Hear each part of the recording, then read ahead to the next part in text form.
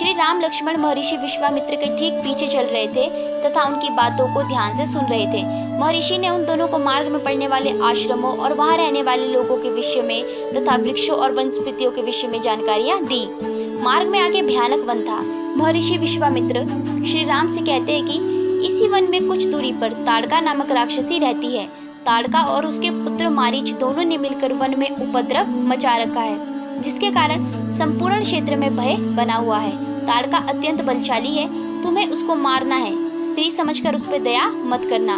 विश्वामित्र के समझाने पर श्री राम ने धनुष की डोरी खींचकर छोड़ दी, जिससे चारों दिशाएं कंपनमय हो उठी। उस गूंज को सुनकर ताड़का गरजती हुई राम की ओर दौड़ी तथा श्री राम पर पत्थर बरसाने लगी। ये सब देखकर श्री राम ने उस पर बाणों की वर्षा कर दी।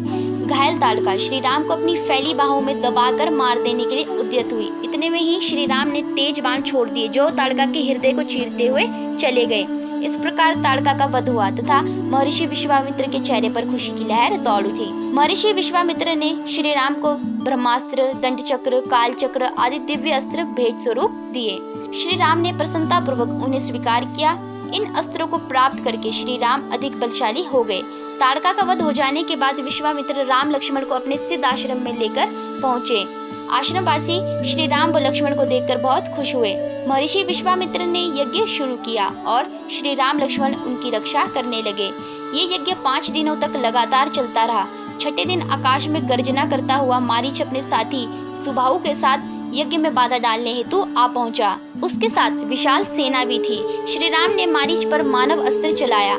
अस्त्र के आघात से वह समुद्र के किनारे अचेत अवस्था में जाकर गिरा। होश आने पर वह श्री राम के डर से दक्षिण दिशा की ओर चला गया। इसके साथ ही श्री राम ने आग्नेय अस्त्र चलाकर सुबाहु का वध कर दिया। श्री राम ने मारीच व सुबाहु के साथ आई सेना का संहार वायव्य अस्त्र चलाकर किया। इस प्रकार राम ने आश्रमवासियों को राक्षसों के उपद्रव से मुक्ति दिला दी और महर्षि विश्वामित्र जी का यज्ञ बिना किसी विघ्न के पूर्ण हो गया। कुछ समय बाद श्री राम ने महर्षि विश्वामित्र को प्रणाम करके पूछा, गुरुवर, अब हमारे लिए क्या आदेश है? महर्षि विश्वामित्र ने कहा कि हमें राजा जनक के यहाँ से न्योता आया है। उन्होंने हमें अपनी पुत्री सीता के स्वयंवर में आमंत्रित किया है।